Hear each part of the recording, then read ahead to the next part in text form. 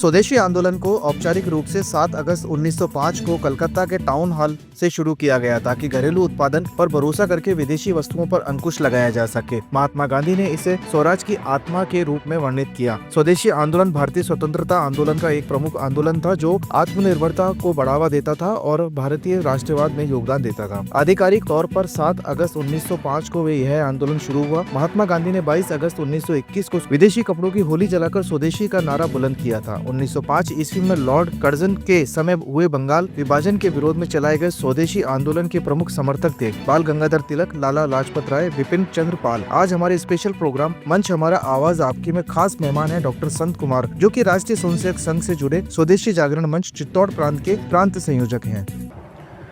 नमस्कार डॉक्टर संत कुमार जी, आपका बहुत बहुत स्वागत है वडोदरा टुडे के हमारे इस खास कार्यक्रम मंच हमारा आवाज आपकी पर। मेरा पहला सवाल है, स्वदेशी जागरण मंच के गठन के बारे में बताएं। इसका क्या इतिहास है और क्या ज़रूरत पड़ी इसकी स्थापना की? देखिए, स्वदेशी जो शब्द है भारत के लिए नया नहीं है।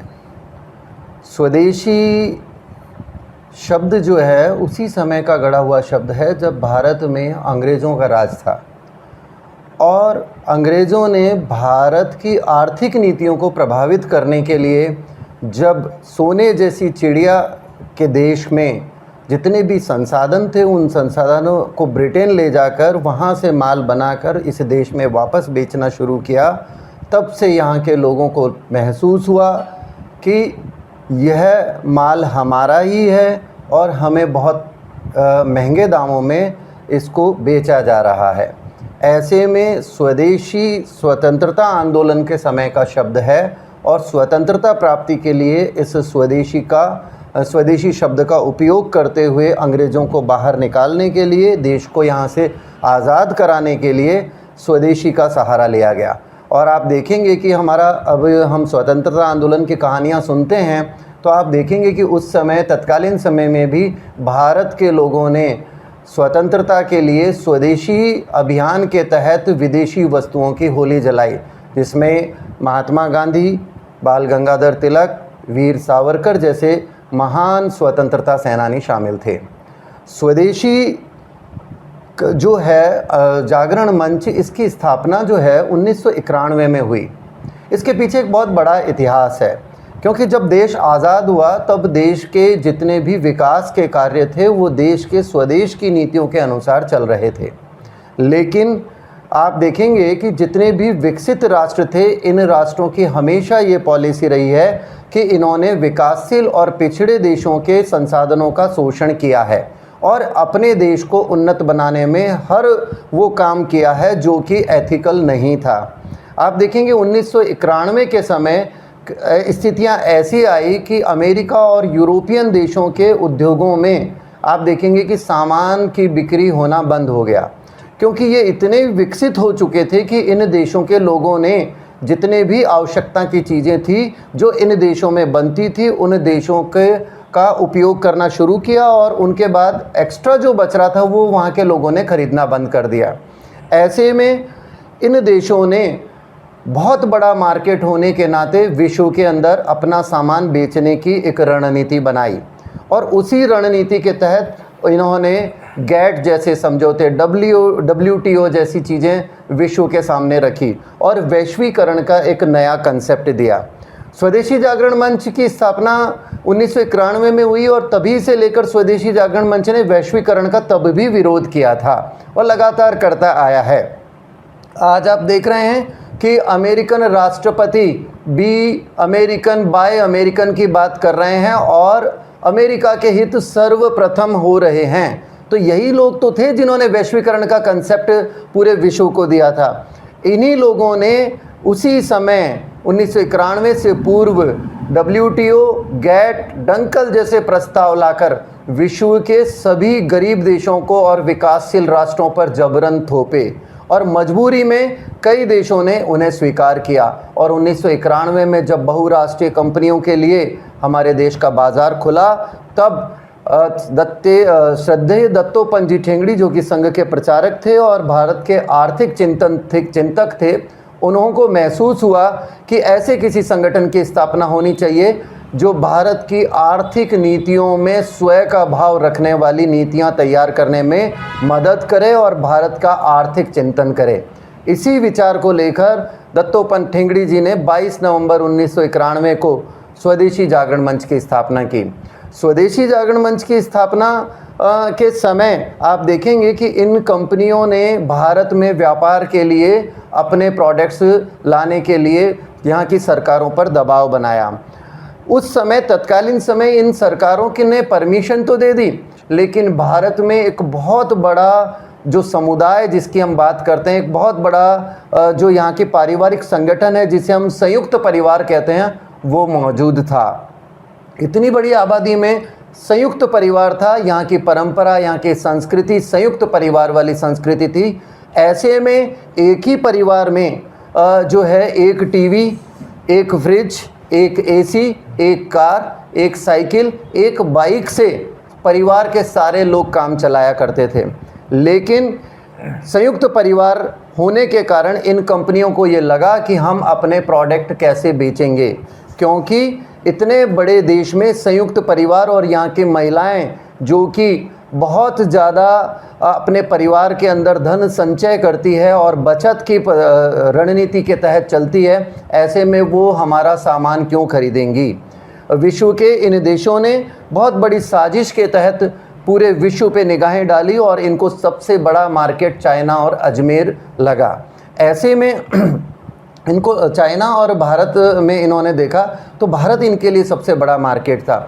ऐसे में संयुक्त परिवार यहाँ की सबसे बड़ी समस्या इन कंपनियों के लिए सामने आई। इन्होंने संयुक्त परिवार को तोड़ने का प्रयास किया और आप देखेंगे कि उस समय तत्कालीन समय में एक दूरदर्शन नामक चैनल आता था, इसके अलावा अन्य कोई चैनल नहीं आते थे और उस दूरदर्शन पर यह दिखाया जाता था बुनियाद और इस तरह के कार्य हम लोग ऐसे कार्यक्रम आयोजित होते थे जिसमें एक संयुक्त परिवार में सभी लोग मिलकर कैसे रहें, 5 भाई 5 बहनें 5 पत्नियां 5 उनके बच्चे सब मिलकर एक परिवार में एक संगठन और एक बहुत ही अच्छे मेल मिलाप के साथ रहते थे। इन कंपनियों ने सबसे पहले चैनल्स भेजे हमारे देश में और चैनल्स भेजकर बहुत बड़ी साजिश के तहत यहाँ की महिलाओं का और यहाँ का बच्चों का ब्रेन वॉश किया। इन कंपनियों ने अपने ऐड के माध्यम से ऐसे प्रोग्राम तय किए जिसमें भारत के संयुक्त परिवारों को तोड़ने का सबसे ज़्यादा प्रदर्शन किया गया। आप देखते हैं कि महिलाओं को जो है सुंदरता वाली चीज़ें या ज्वेलरी हो, साड़ियाँ हो, कपड़े हो, ये सारी चीज़ें बहुत पसंद आती है। इन चैनल्स के अंदर सबसे ज़्यादा इन विदेशी कंपनियों ने अपने इन्हीं प्रोडक्ट्स का प्रदर्शन किया विभिन्न ऐड के माध्यम से, और जो सीरियल बनते थे उन सीरियल को प्राइम टाइम नाम दिया। आप देखेंगे उसी प्राइम टाइम के अंदर सबसे ज़्यादा महिलाएं उसी टाइम में फ्री होती थी और प्राइम टाइम का समय होता था 1 बजे से लेकर शाम 5 बजे तक। ऐसे में महिलाएं अपने घर के काम से फ्री होने के पश्चात इस चैनल्स के द्वारा बनाए हुए कार्यक्रम जो देखती थी उसके अंदर दिखाया गया कि एक सास अपने बहू से किस तरह से ईर्ष्या रखती है, एक बहू जो है अपने सास को कितनी जगह बेइज्जत कर सकती है, एक जेठानी और दौरानी के रिश्ते में कितनी कटुता है, बच्चों की छोटी सी लड़ाई को लेकर परिवार के अंदर किस तरह से मनमुटाव आए और भाई आपस में किस तरह से लड़ें, बहनों के बीच में किस तरह से द्वेषता का भाव पैदा हो। और धीरे धीरे महिलाओं ने इन सब चीज़ों को सीखा और हमारी संस्कृति को इन चैनल्स ने विदूषित किया। परिणाम स्वरूप जो एक संयुक्त परिवार था वो संयुक्त परिवार टूटा, 5 भाइयों का परिवार टूटा और 5 भाई अलग अलग हुए। तो अब उस घर में जहाँ एक टीवी से काम चल रहा था, एक फ्रिज से काम चल रहा था, अब इन कंपनियों ने संयुक्त परिवारों को तोड़कर 5 टीवी, 5 फ्रिज, 5 एसी, 5 किचन के सामान, 5 कारें, 5 साइकिल और 5 बाइक खरीदने के लिए अपना मार्केट तैयार कर लिया। संत कुमार जी, स्वदेशी जागरण मंच क्या क्या कार्य करता है मुख्य तौर पर? देखिए, स्वदेशी जागरण मंच का मुख्य कार्य है देश में स्वयं का भाव जागरण करना, देश के युवाओं के बीच, देश की जनता के बीच, आम नागरिक के बीच स्वयं का भाव जागरण करना। यदि देश के युवाओं में स्वयं का भाव जागरण होगा तो वह इस देश की सबसे बड़ी आर्थिक शक्ति और इस संस्कृति को बचाने का काम करेगा, क्योंकि जब स्वयं का भाव होगा तो यहाँ पर स्वदेशी वस्तुओं का ही उपयोग होगा। आप देखेंगे स्वदेशी ही इस देश की आर्थिक उन्नति का मूल मंत्र है। यह बात 1991 से स्वदेशी जागरण मंच जन जन के बीच फैला रहा है। स्वदेशी की वस्तुओं का उपयोग हो, यहाँ के उद्योग धंधे तेज़ी से पनपे, यहाँ के युवाओं को रोज़गार मिले, यही उद्देश्य लेकर स्वदेशी जागरण मंच विभिन्न प्रकार के काम करता है। देश की आर्थिक नीतियों में स्वयं का भाव हो, सरकार चाहे कोई सी भी हो, चाहे हमारे विचारधारा वाली सरकार हो या विपरीत विचारधारा वाली सरकार हो, यदि वह अपने नीति निर्माण में किसी भी प्रकार का इस तरह का निर्णय लेती है जो इस देश के अनुकूल नहीं है, इस देश के आर्थिक हितों के अनुकूल नहीं है, तो स्वदेशी जागरण मंच के कार्यकर्ता आंदोलन करते हैं, ज्ञापन देते हैं और जन जन के बीच में स्वदेशी का प्रचार प्रसार करते हैं। अभी जब टैरिफ की बात आई, ट्रंप के टैरिफ की बात आई, तो स्वदेशी जागरण मंच ने स्वदेशी स्वावलंबन अभियान के तहत पूरे देश भर में एक बड़ा अभियान चलाया और जन जन तक स्वदेशी की बात पहुंचाई। आप देख पा रहे हैं कि इस बार जो दीपावली थी, इसके अंदर आप अखबार देखेंगे तो आपको पता चलेगा कि इस बार दीपावली पर स्वदेशी सामानों की बूम रही और आम जन तक हमने स्वदेशी का संदेश पहुंचाया। बिल्कुल। डॉक्टर साहब, अगर अपन अभियान की बात करते हैं, स्वदेशी जागरण मंच के अभियान कौन कौन से हैं? स्वदेशी जागरण मंच समय समय पर समय और परिस्थिति के अनुसार अनेक प्रकार के अभियान चलाता है और अभियान के तहत वह केवल एक ही जो है कार्य करता है, वो कार्य है जन जन तक स्वदेश की भावना पहुँचे। अभी हमने वर्तमान में स्वदेशी सुरक्षा और स्वावलंबन अभियान जो हमने चलाया, आपको पता होगा ऑपरेशन सिंदूर के समय हमारे देश में हमारी माताओं बहनों मातृशक्ति का सिंदूर उजाड़ा गया और उसका बदला लेने के लिए भारत सरकार ने ऑपरेशन सिंदूर के तहत आतंकवादियों के ठिकानों पर घर में घुसकर वार किया।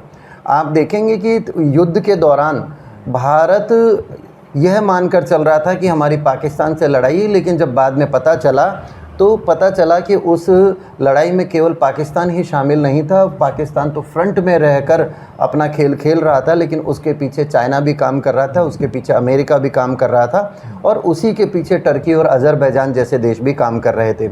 आप देखेंगे कि ये लोग हमारे देश के बाज़ार से पैसा कमाते हैं और हमारे देश के खिलाफ दुश्मन सेना को या दुश्मन देश को आर्थिक मदद करते हैं। तब ये विचार आया कि इस देश में आर्थिक सुरक्षा भी हमें करनी चाहिए, क्योंकि सीमाओं की सुरक्षा देश का सैनिक करेगा, लेकिन आर्थिक सुरक्षा इस देश की जनता को करनी होगी। और इसी आर्थिक सुरक्षा को लेकर स्वदेशी सुरक्षा स्वावलंबन अभियान हमने चलाया। हम बात करते हैं स्वावलंबन की। स्वावलंबन एक ऐसा विषय है जिसके अंदर आज इस देश के युवा के पास डिग्रियां तो बहुत सारी है, लेकिन स्किल्स नहीं है। हम चाहते हैं आज का युवा लर्न विथ अर्न करे, आज का युवा जो है वो नौकरी देने वाला बने, ना कि नौकरी के पीछे भागने वाला। मैकाले की शिक्षा पद्धति ने शुरू से ही इस देश के युवाओं के और देश की जनता के बीच में केवल नौकरी ही सबसे अच्छी चीज़ है और उसी का भाव इस देश के युवाओं में भरा। आज युवा तेज़ी से नौकरी की तरफ दौड़ रहा है, लेकिन स्वदेशी जागरण मंच स्वदेशी सुरक्षा स्वावलंबन अभियान के तहत युवाओं को यह प्रेरणा दे रहा है, युवाओं को यह बता रहा है कि नौकरी ही जीवन में सब कुछ नहीं है। आप देखेंगे बहुत सारे युवा इस देश के आज स्किल्स सीखकर अपना खुद का व्यवसाय लगाकर, अपना खुद की इंडस्ट्रीज़ लगाकर युवाओं को प्रेरणा के रूप में अनेक युवाओं को नौकरियां देने वाले बन गए हैं। और इस देश के युवा में कोई कमी नहीं है। इस देश का युवा बहुत स्किल्स वाला है, इस देश का युवा बहुत टैलेंटेड है, लेकिन उसके सभी चीज़ों को समाप्त करते हुए उसके मन में केवल नौकरी का भाव इस शिक्षा पद्धति से भरा गया और उसी पद्धति का उपयोग करते हुए वह नौकरी के पीछे दौड़ने लगा। लेकिन स्वदेशी जागरण मंच ने स्वदेशी स्वावलंबन अभियान के तहत युवाओं में स्वावलंबन की बात की। एक छोटा सा उदाहरण देकर मैं समझाना चाहूँगा कि राजस्थान पब्लिक सर्विस कमीशन हो चाहे यूपीएससी की परीक्षा हो, आप देखेंगे 15 लाख युवा जो है वो अपना यूपीएससी की परीक्षा के लिए फॉर्म भरते हैं। उम्र 15 से 17 साल की उम्र में हमारे समाज, हमारी शिक्षा पद्धति ने उसके दिमाग में केवल एक ही चीज़ डाल दी है, वह है नौकरी। लेकिन 15 साल से वह नौकरी की चिंता करने लगता है और 35 साल तक वह नौकरी के लिए प्रयास करता है। किसी भी देश की जनसंख्या के अनुपात की हम बात करें तो जनसंख्या के 5 से 8% लोगों को ही सरकारी नौकरी उपलब्ध हो सकती है, लेकिन इस देश में तो 37 करोड़ युवा हैं और इतने बड़े युवा समूह को नौकरी देना किसी भी सरकार के बस में नहीं है, ना ही सरकारें कर सकती है। ऐसे में इस देश का युवा यदि स्वावलंबी बनेगा, यदि उद्यमी बनेगा, यदि कौशल सीखेगा तो वह अनेक युवाओं को नौकरी देगा। तो बात कर रहे थे यूपीएससी की परीक्षा की कि 15 लाख युवा फॉर्म भरते हैं और उम्र होती है 17 साल से वो शुरू करते हैं और 35 साल तक नौकरी की तलाश करते रहते हैं। 17 से 35 साल की उम्र में युवा कोचिंग इंस्टीट्यूशन में अपनी पढ़ाई पर अपने नौकरी पाने के लिए कितने पापड़ बेलता है और 15 लाख युवाओं में से 1500 युवाओं का सिलेक्शन होता है और 1500 में से भी 150 युवा अंतिम रूप से चयनित होते हैं। ऐसे में अगर हम परसेंटेज की बात करें तो 15 लाख का 0.0001% की अगर हम बात करें तो ऐसे में मात्र केवल 5 से 10% 0.0001% युवाओं को नौकरी मिल पाती है। यानी कितना परसेंटेज हुआ? 1% युवाओं को नौकरी मिली 15 लाख में से। यदि यही युवा 17 साल की उम्र में उद्यमिता सीखता है या कोई उद्योग लगाता है या कोई दुकान लगाता है या कोई स्किल्स डेवलप कर लेता है तो 35 साल की उम्र में वह 100 से 200 लोगों को रोजगार देने के लिए काबिल बन जाएगा और 35 साल की उम्र आते आते वह एक प्रतिष्ठित, उस क्षेत्र का प्रतिष्ठित व्यक्ति बन जाएगा जो अनेक कौशल से विकसित होगा, वह अनेक युवाओं को नौकरी देने लायक बन जाएगा। लेकिन इस नौकरी के सिस्टम ने 35 से 37 साल तक युवाओं को पढ़ाई में लगाए रखा और अंतिम रूप में जब उसकी सिलेक्शन नहीं होता तब युवा की दशा और दिशा खराब होती है। अब उस उम्र में ना तो वो सीख पाता है और पारिवारिक जिम्मेदारियां इतनी बढ़ जाती है कि वो फिर दर दर भटकता है, बेरोजगारी के महासागर में, समुद्र में बार बार डुबकियां लगाता है, लेकिन उसका अंत नहीं होता और अंत में परिणाम आप देखते हैं कि युवा कितना हताश और निराश होता है। और फिर कई ऐसे लोग भी हैं जो उस युवाओं को बरगलाते हैं और दूसरे किसी अन्य शॉर्टकट तरीके से आपराधिक गतिविधियों में उसे शामिल कर लेते हैं। तो हमारा ये कहना है कि 0.1% वाले के नौकरी के लिए युवा अपना इतना समय और इतना धन व्यर्थ करता है। यदि इतना ही समय और इतना ही धन वो उद्यमिता में लगाए, स्वावलंबन में लगाए, तो वह इस देश का सबसे बड़ा आइकन बन सकता है और देश के युवाओं को नौकरी और स्वावलंबन के माध्यम से उन्हें बहुत अच्छा प्लेटफॉर्म उपलब्ध करवा सकता है। जी बिल्कुल। अभी जैसा कि अभी दीपावली की आपने बात की, मैं उसी पे अपना अगला सवाल लेता हूँ। दिवाली के त्यौहार से पहले जो स्वदेशी अपनाओ का नारा, इसमें कितना असर दिखा, कितना हुआ और क्या सिर्फ ये नारा ही साबित रहा? नहीं, बिल्कुल नारा साबित नहीं रहा। देखिए, अभी वर्तमान में नरेंद्र मोदी जी ने जो आह्वान किया है कि इस देश के प्रत्येक व्यापारी को जो है स्वदेशी सामान बेचना चाहिए और प्रत्येक ग्राहक को स्वदेशी सामान लेना चाहिए। यही चीज़ स्वदेशी जागरण मंच 1991 से 1991 से कर रहा है ये प्रयास। लेकिन अब क्योंकि इसमें सरकार भी शामिल हो गई है और मैं तो ट्रम्प साहब का धन्यवाद देना चाहता हूँ कि इस देश के अंदर स्वदेशी की बूम वापस उनके इस टैरिफ से आई है। और ये टैरिफ नहीं होता तो शायद लोग स्वदेशी को भूल जाते, लेकिन स्वदेशी जागरण मंच तो स्वदेशी की बात शुरू से करता है। और ट्रम्प के इस टैरिफ लगाने के कारण इस देश की जनता में स्वयं का भाव जागरण हुआ।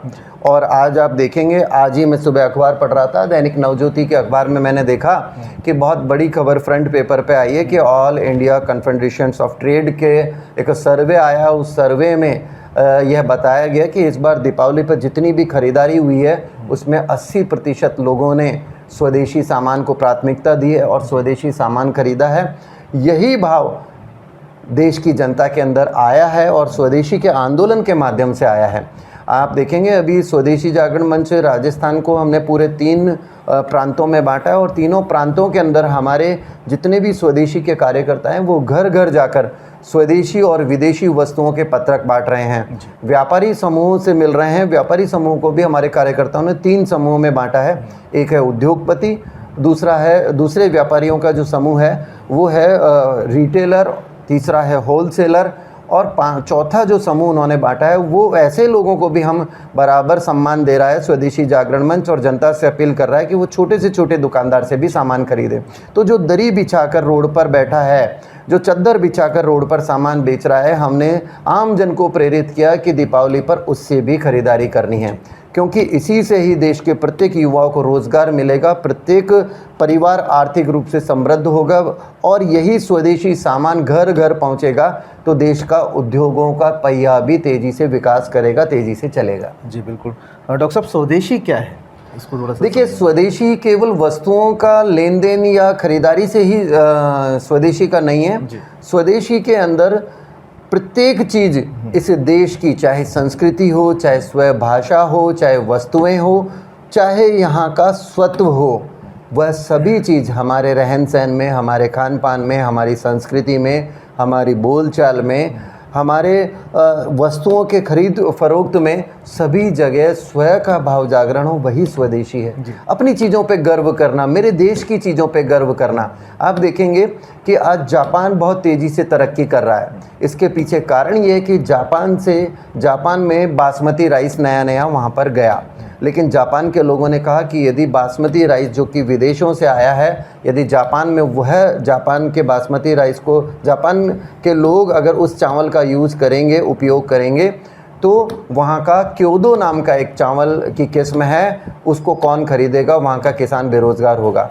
ऐसे में जापानियों ने बासमती चावल का बहिष्कार किया और वहाँ के लोकल चावल जो कि घटिया किस्म के थे, जो कि महंगे थे, लेकिन फिर भी उनमें स्वयं का भाव था, जापान के प्रति प्यार था और उन्होंने उस क्योदो चावल का ही उपयोग किया। आखिर में बासमती चावल के जितने भी ऑर्डर थे वो सारे कैंसिल हुए और उन्होंने वहाँ अपने देश के सामान को प्राथमिकता दी और वही भाव हम इस देश की जनता में जगाने वाले हैं इस स्वदेशी जागरण मंच के आंदोलन से। जी बिल्कुल। डॉक्टर साहब, मेरा अगला सवाल है, स्वदेशी से भारत आत्मनिर्भर कैसे बनेगा? ये थोड़ा सा देखिए, स्वदेशी ही मूल मंत्र है भारत के आत्मनिर्भरता का। आप देखिए, एक छोटा सा उदाहरण मैं आपको देता हूँ कि अजमेर के आसपास नसीराबाद में चंद्र प्रकाश साबुन बनता है, जो कि बिल्कुल लोकल साबुन है। अब हम एरियल क्यों खरीदें, हम रिन क्यों खरीदें? जो चीज़ हमारे देश में हमारे लोकल स्तर पर बन रही है, हम उसका उपयोग क्यों ना करें? आज चंद्र प्रकाश साबुन की फैक्ट्री में 500 लोग काम करते हैं, लेकिन अगर पूरे अजमेर की जनता रिन और एरियल के स्थान पर चंद्र प्रकाश साबुन का उपयोग करना शुरू कर दे तो वहाँ की डिमांड बढ़ेगी और डिमांड बढ़ेगी तो 5000 लोगों को काम मिलेगा और जब काम मिलेगा तो साबुन का निर्माण होगा, रॉ मटेरियल की डिमांड बढ़ेगी, रॉ मटेरियल से फाइनल मटेरियल बनेगा और वो फाइनल मटेरियल जो है यहाँ के व्यापारियों के पास आएगा और व्यापारियों से फुटकर व्यापारियों के पास आएगा और वो आम जनता तक पहुँचेगा। एक तो इस स्वदेशी ने जो उद्योग का आर्थिक विकास है वो तेज कर दिया, पहला काम तो ये किया। दूसरा, उसी इंडस्ट्रीज़ में 5000 लोगों को काम मिला, अभी 500 लोगों को काम मिल रहा है, बाद में 5000 लोगों को काम मिलेगा, तो बेरोज़गारी समाप्त होगी। आज इस अजमेर का बच्चा, नसीराबाद का बीकॉम का बच्चा बीकॉम करने के पश्चात नौकरी की तलाश कर रहा है, लेकिन अगर उस फैक्ट्री में उस कार्मिकों की ज़रूरत होती है, डिमांड बढ़ती है, तो उस बीकॉम का बच्चा वहाँ अकाउंट्स का काम देखेगा उस फैक्ट्री के अंदर। बीकॉम के बच्चे मार्केटिंग करेंगे, एमबीए के बच्चे मार्केटिंग करेंगे। इसी तरह से जो लेबर क्लास है उसको साबुन का अपलोड का काम मिलेगा। साथ ही साथ लोकल रूप में यहाँ के युवाओं को प्रत्यक्ष अप्रत्यक्ष रूप से कितना काम मिलेगा। एक छोटा सा उदाहरण साबुन फैक्ट्री का दिया, ऐसे ही अजमेर में आप देखेंगे भरोसा अगरबत्ती बनती है। आप भरोसा अगरबत्ती में काम करने वाली महिलाओं की स्थिति देखिए, अगर अजमेर के सारे लोग भरोसा अगरबत्ती को काम में लेना शुरू कर दें तो उसकी डिमांड कितनी बढ़ेगी, लोगों को काम मिलेगा। और आज सबसे बड़ी समस्या है लोगों को काम नहीं मिल रहा, आज ये बेरोज़गारी सबसे बड़ी समस्या है। तो उद्योगों का विकास हो ही रहा है, होगा, साथ ही साथ लोगों को रोज़गार भी मिलेगा। आज इस युवाओं की एनर्जी का सही उपयोग होगा, लोगों में स्वयं की भावना आएगी और लोकल स्तर पर इंडस्ट्रीज़ का डेवलपमेंट होने से उस क्षेत्र का भी विकास होगा। इसी तरह से हम पूरे भारत के अंदर जितने भी उद्योग हैं, छोटे बड़े सभी तरह के उद्योग हैं, उन उद्योगों का इस उदाहरण को देखते हुए सभी जगह की बात करते हैं। साथ ही साथ आप देखिए कि आज अजमेर में विजय ब्रेड बनती है। अगर हम विजय ब्रेड को खरीदते हैं तो वो पैसा अजमेर में विजय ब्रेड के व्यापारी के पास पहुंचेगा। व्यापारी उसी 100 रुपये की विजय ब्रेड के से अपने घर पे दूध लेके जाएगा, दूध वाला उस 100 रुपये से सब्जी लेके जाएगा, सब्जी वाला उस 100 रुपये से कपड़े खरीदेगा, कपड़े वाला बर्तन खरीदेगा, बर्तन वाला अपनी आवश्यकताओं की अन्य चीज़ें खरीदेगा।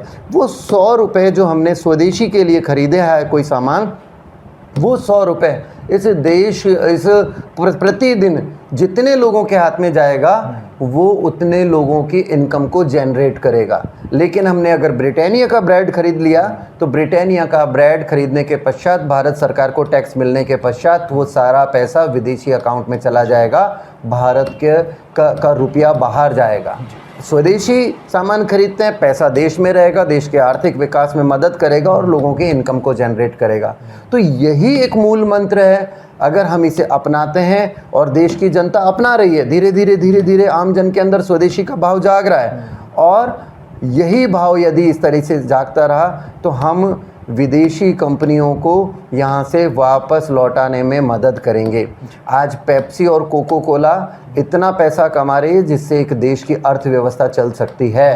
केवल हम इतना कोल्ड ड्रिंक्स पी जाते हैं जिससे कई देशों की अर्थव्यवस्था चल रही है। यदि हमने इनका बहिष्कार किया बहुराष्ट्रीय कंपनियों का तो यह पैसा देश में ही रहेगा और देश का धन देश के आर्थिक विकास के काम में आएगा। बिल्कुल टकसुम, जिस तरीके से अपन अभी आपने बात की विदेशी सामान की, इसी में देखिए युवा पीढ़ी ज़्यादातर विदेशी उत्पाद पर भरोसा करती है, चाहे वो कॉस्मेटिक आइटम हो या पहनने के कपड़े हो या फिर विदेशी कंपनियों के मोबाइल फ़ोन की हम बात करते हैं, तो इसके बारे में क्या विचार है? देखिए, हमारी मैकाले की शिक्षा पद्धति की मैंने पहले भी चर्चा की आपसे कि मैकाले की शिक्षा पद्धति ने हमारे युवाओं की दिशा और दशा को बिल्कुल जो है स्वयं का भाव उनसे दूर कर दिया। और आज हमारे देश का युवा या आम जनता जो थी वो इस ट्रंप के टैरिफ से पहले केवल उनमें ये था कि हमें विदेशी चीज़ों पर ही गर्व करना है, उनमें स्वयं का भाव था ही नहीं। हाँ, मानते हैं कुछ जगह ऐसा, हर जगह अपवाद मिलेंगे, लेकिन 100% आपको ऐसा नहीं मिलेगा। लेकिन आप देखेंगे कि जब से ये अभियान स्वदेशी जागरण मंच के बैनर तले आया है और स्वदेशी ने स्वयं के भाव के लिए जन जागरण हाथ में लिया है, तब से धीरे धीरे इसी देश के युवा को समझ में आ गया है कि हमें स्वदेशी की ओर आना है। दूसरी बात मैं कहता हूँ कि आप देखिए कि चाहे विदेशी कंपनी का माल कितना ही अच्छा ऐड हो, चाहे कितना भी अच्छे तरीके से उसकी पैकिंग हुई हो, चाहे उसका प्रमोशन कितना भी अच्छे से हुआ हो, लेकिन आप देखेंगे कि एक मानसिक रूप से विक्षिप्त महिला के गोद में एक बच्चा है और वो बच्चा जो है अपनी माँ से चिपका हुआ है, उसकी माँ के कपड़े सही नहीं हैं, उसकी माँ के शरीर में बहुत पसीने की बदबू आ रही है, वो बहुत गंदी स्थिति के अंदर है, उसके बाल बिखरे हुए हैं, उसका शरीर कुरूप रूप से है। लेकिन उसी समय अगर आप किसी सुंदर महिला को उसके पास जाके और बच्चे को ये ऑफ़र करेंगे कि वो बच्चा उसकी गोद में आ जाए, तो बच्चा नहीं आएगा। बच्चे के लिए वही माँ है और वही माँ का रूप है। इसीलिए विदेशी कंपनियों के प्रोडक्ट चाहे कितने भी बढ़िया हों, चाहे कैसे भी पैकिंग किए हुए हों, लेकिन जिस दिन इस देश की जनता जाग जाएगी वह उन विदेशी वस्तुओं को नकार देगी और तेज़ी से इस देश में स्वदेशी की और देश का युवा बढ़ेगा, ऐसा मेरा मानना है। और अभी भी दीपावली पर भी इस देश के युवा ने, इस देश की जनता ने स्वदेशी की ओर रुख किया है। टैरिफ वार से स्वदेशी जागरण मंच की भूमिका, देखिए, टैरिफ लगाने के पीछे मकसद ये था कि इस देश की सुरक्षा को आर्थिक रूप से हम कमज़ोर कैसे करें, क्योंकि इन्होंने अभी देखा था ऑपरेशन सिंदूर में इन्होंने जितने भी देश अप्रत्यक्ष रूप से लड़ रहे थे वो सक्सेस नहीं हो पाए क्योंकि हमारे स्वदेशी हथियारों ने उनके सारे प्रयासों को विफल कर दिया। लेकिन एक बाज़ार इनके लिए महत्वपूर्ण कारक है और इन्होंने अब सीमाओं से अपना वार करना बंद कर दिया है और अब बाज़ार के माध्यम से इस देश को पंगु बनाना चाहते हैं, गुलाम बनाना चाहते हैं और अपने अंडर में लेना चाहते हैं।